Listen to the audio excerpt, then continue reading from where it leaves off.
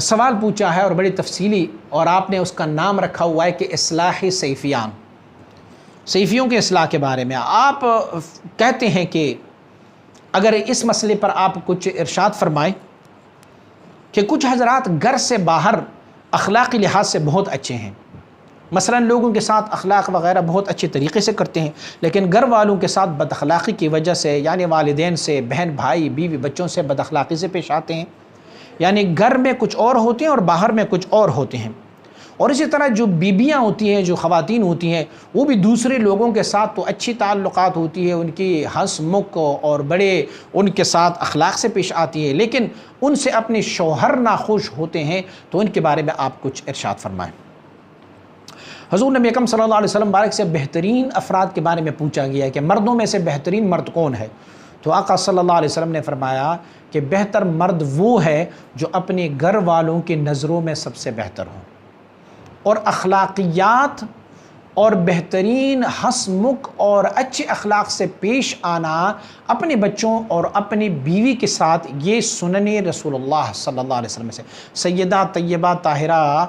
فاطمۃ الزہرا رضی اللہ تعالیٰ جب بھی حضور کے پاس تشریف لاتی تو حضور سید عالم صلی اللہ علیہ وسلم اٹھ کے کھڑے ہوتے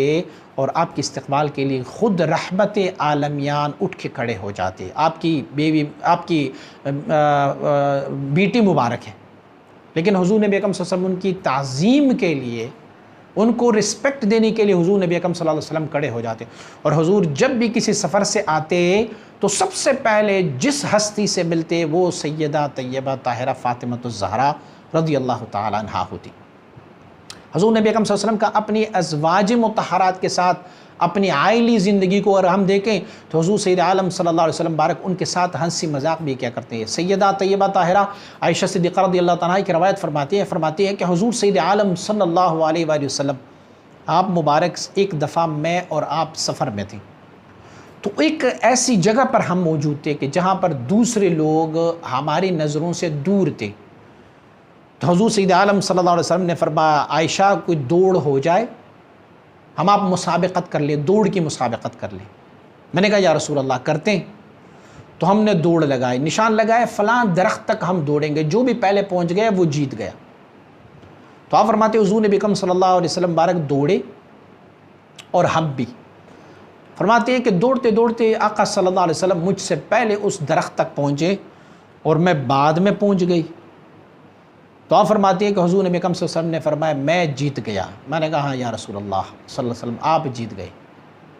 آپ فرماتے ہیں کچھ عرصہ بعد ہم اتفاقاً اسی علاقے سے دوبارہ گزر رہے تھے، تو میں نے عرض کیا رسول اللہ صلی اللہ علیہ وسلم دوڑ ہو جائے، تو حضور سید عالم صلی اللہ علیہ وسلم نے فرمایا دوڑ ہو جائے۔ ہم نے دوڑ لگائی۔ آپ فرماتی ہے کہ اس وقت میں جوانی میں تھی اور حضور سید عالم صلی اللہ علیہ وسلم کا عمر مبارک جو تھا وہ اس وقت 62 ایئرز 62 سال تھی آپ کی عمر۔ تو جسمانی اور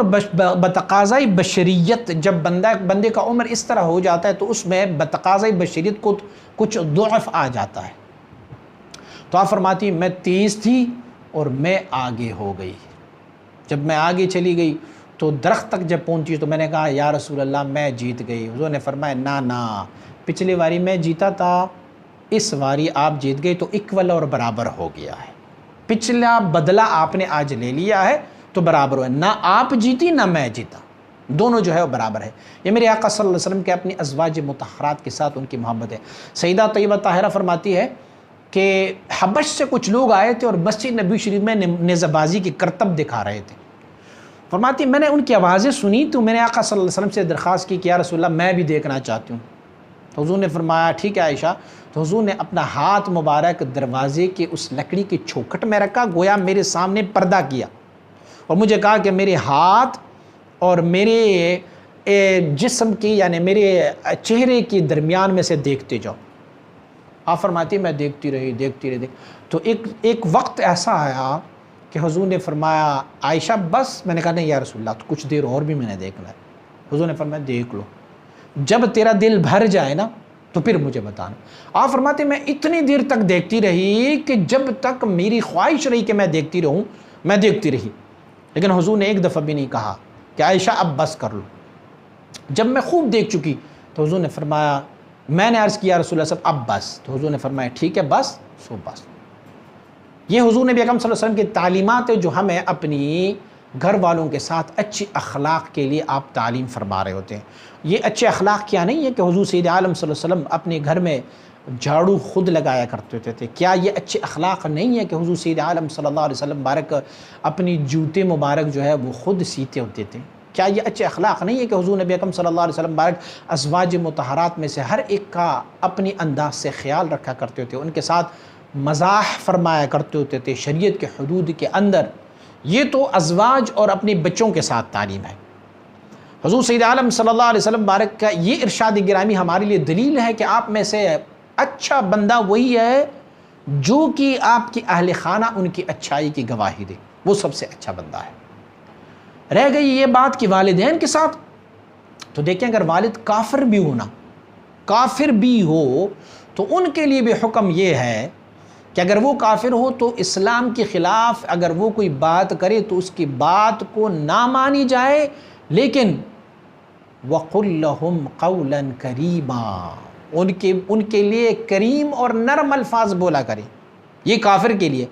اور اللہ رب العزت نے فرمایا وَاخْفِضْ لَهُمَا جَنَاحَ الذُّلِّ مِنَ الرَّحْمَةِ، ان کے لیے اپنی باہیں کھول دے، رحمت والی باہیں ان کے لیے کھول دیں۔ فلہذا والدین کے ساتھ بھی عزت،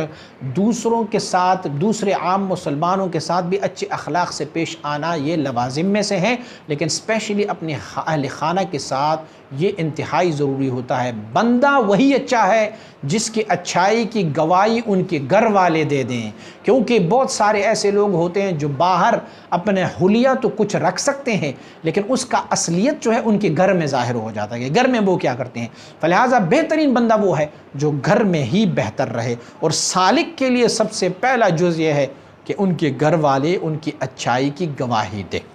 بیبیوں کے بات، تو بیبیاں بھلے پوری دنیا کو راضی رکھیں، اگر اپنی شوہر کو ناراض رکھا،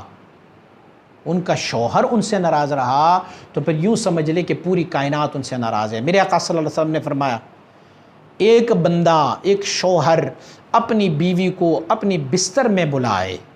اور وہ ان کی بستر پر نہ آئے، ان کی بات کو نہ مانے، تو حضور نے فرمایا شوہر ناراض ہو کہ اگر سو جائے تو اس عورت پر اللہ، اس کی ملائکہ والناس اجمعین کی لعنت ہے الی الصباح، صبح تک، فجر تک اس پر اللہ اور اس کی رسول اور ملائکہ اعظام اور جمیع الناس کی لعنت اس پر برستی ہے۔ حضور سید عالم صلی اللہ علیہ وسلم نے فرمایا یہ کیا ہمارے لیے کافی نہیں ہے؟ وہ فرماتے کہ اگر میں کسی کو اللہ کے سوا سجدہ کرنے کے حکم دیتا تو میں عورتوں کو حکم دیتا کہ وہ اپنی شوہروں کو سجدہ کر لیں۔ سبحان اللہ، یہ عظمت ہے۔ حضور نے فرمایا سب سے بہترین عورت یہ ہے کہ جن کا میاں گھر کے اندر داخل ہو اور وہ اپنی بیوی کو اس حال میں دیکھے کہ ان کا چہرہ حشاش بشاش ہو، وہ ان کی آنے سے خوش ہو جائے، تو اللہ رب العزت ان پر فخر فرماتا ہے، ان عورتوں پر اللہ کریم فخر فرماتا ہے کہ جو اپنی شوہر کے سامنے ایسے ہنس مکھ زندگی گزار رہے ہوتے ہیں۔ تو بیویاں اگر سالکہ ہے اسپیشلی، اور وہ اپنی شوہروں سے ناراض ہوتی ہیں اور ان کی عزت و تکریم نہیں کرتی، تو پھر ان کی سلوک کا کوئی فائدہ نہیں ہے، کیونکہ بہت ساری حقوق والوں میں سے ایک حق والا ان کا شوہر بھی ہے۔ اتنی حقوق ہے کہ میرے کریم آقا صلی اللہ علیہ وسلم نے کسی حق والے کے بارے میں یہ لفظ نہیں بتایا کہ اگر میں کسی کو سجدے کا حکم دے دیتا سوا اللہ کے تو میں بیوی کو حکم دیتا کہ وہ اپنے شوہر کو سجدہ کریں۔ یہ اتنی بڑی عزت اور قدردانی والے ہیں۔ تو وہ بیویاں جن سے ان کے شوہر ناراض ہوتے ہیں اور شرعی اصولوں کے مطابق، تو پھر ان سے اللہ بھی ناراض ہوتا ہے، ان سے رسول اللہ صلی اللہ علیہ وسلم بھی ناراض ہے، ان سے ملائکہ اعظام بھی ناراض ہوتے ہیں۔ مزید ویڈیوز کے لیے ہمارے اس YouTube چینل کو سبسکرائب کریں اور بیل آئیکن پر کلک کریں۔ جزاک اللہ۔